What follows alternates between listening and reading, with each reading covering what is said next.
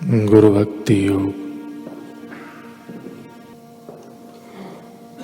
अनुकूल होने का विरल गुण बहुत कम लोगों में होता है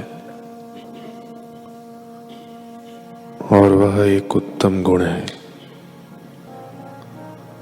उसके द्वारा शिष्य अपना कैसा भी स्वभाव हो, फिर भी वह अपने गुरु के प्रति अनुकूल बनता है।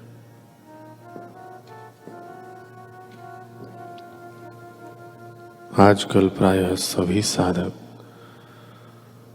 अपने गुरु भाइयों के अनुकूल होना नहीं जानते। शिष्य को अपने गुरु के अनुकूल होना और उनसे हिल मिल जाना चाहिए। गुरु भक्ति जगाने के लिए नम्रता और आज्ञा पालन के गुण जरूरी हैं।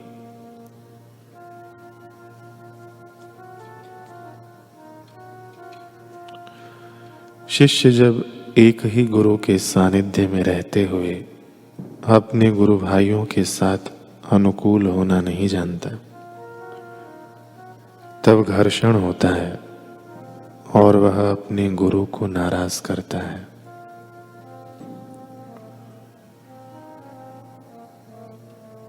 जहाज का कप्तान सदैव सावधान रहता है, मच्छी मार भी सदैव सावधान रहता है। ऑपरेशन थिएटर में सर्जन सदैव सावधान रहता है। इसी प्रकार भूखे प्यासे शिष्य को भी गुरु सेवा में सदैव सावधान रहना चाहिए। गुरु की सेवा करने की उत्कंठा एवं लगन शिष्य में होनी चाहिए।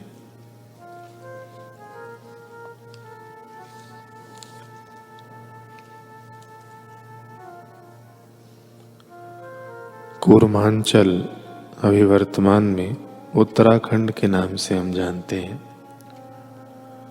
कूर्मांचल के एक प्रसिद्ध संत हो गए श्री मुनिंद्र जी, जो हैडिया खानी बाबा के नाम से भी जाने जाते थे। संत मुनिंद्र जी का एक अनन्य भक्त था, ठाकुर गुमान सिंह नौला।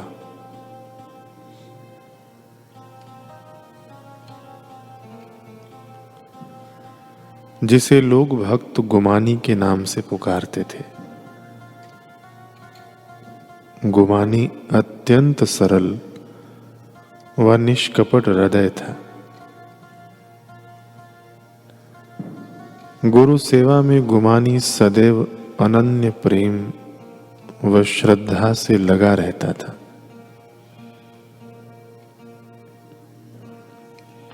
उसने अपने गुरुजी के निवास के लिए एक सुंदर कुटिया बनाई और उसमें संत मुनिंद्र जी रहने लगे।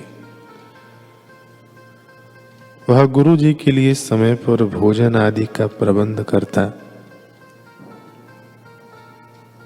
उनकी कुटिया की साफ सफाई करता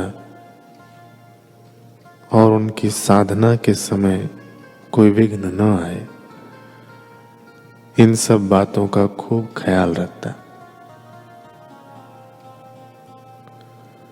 संत मुनिंद्र जी के दर्शन के लिए उनकी कुटिया पर जिज्ञासुओं, दर्शनार्थियों एवं भक्तों का तांता लगा रहता।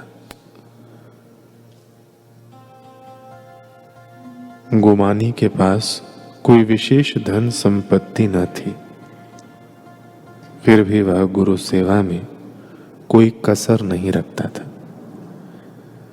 इसलिए शीघ्र ही उसका संचित धन व अनाज समाप्त होने लगा।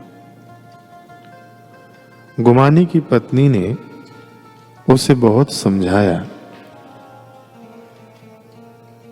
कि तनिक अपना भी ख्याल करो, परंतु वह अपने निश्चय का पक्का था, गुरु सेवा में दृढ़ था। लोग उसे बोलते कि मूर्ख है, अपने जीवन की सारी कमाई गंवा रहा है।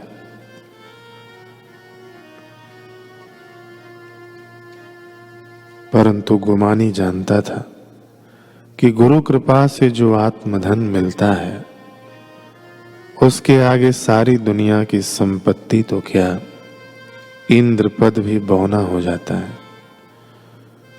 गुमानी के लिए गुरु सेवा ही सर्वस्व थी।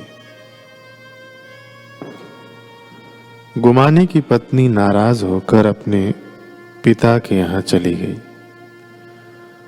उसकी समस्त खेती बर्बाद हो गई और घर में एकत्र अनाज भी समाप्त हो गया।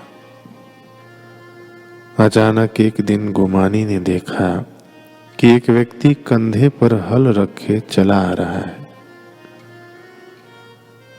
गुमानी उन्हें बलदाऊ यानी बलराम जी समझकर बड़े आदर से घर लाया और उनकी सेवा की। उन हलधारी दिव्य तेज संपन्न व्यक्ति ने गुमानी से कहा कि आपने मुझे अतिथि बनाकर आसरा दिया है, तो मैं आपकी भूमि जोत सकता हूं क्या? मुझे खाली बैठना अच्छा नहीं लगता। गुमानी बोला, आपकी जो मर्जी। जैसे यह घर आपका है वैसे यह खेत भी आपका ही है।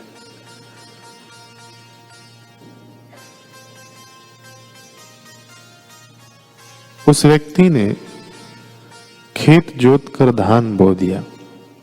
उस हलधारी पुरुष की शक्ति अतुलनीय जान पड़ती थी।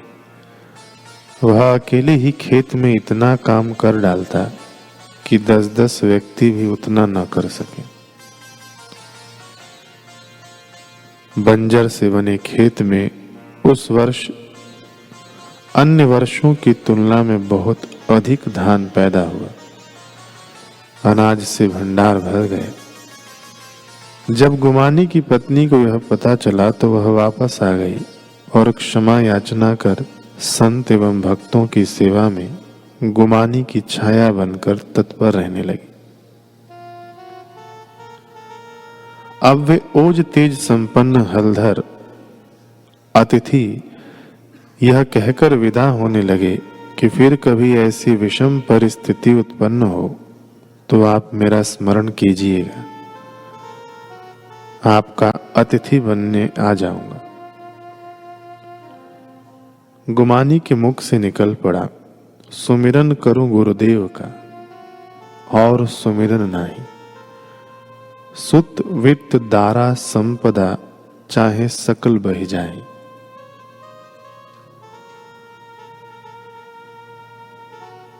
मैं आपका क्यों, अपने गुरुदेव का सुमिरन करूंगा।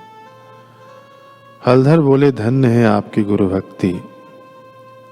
और वे हलधर विदा हो गए।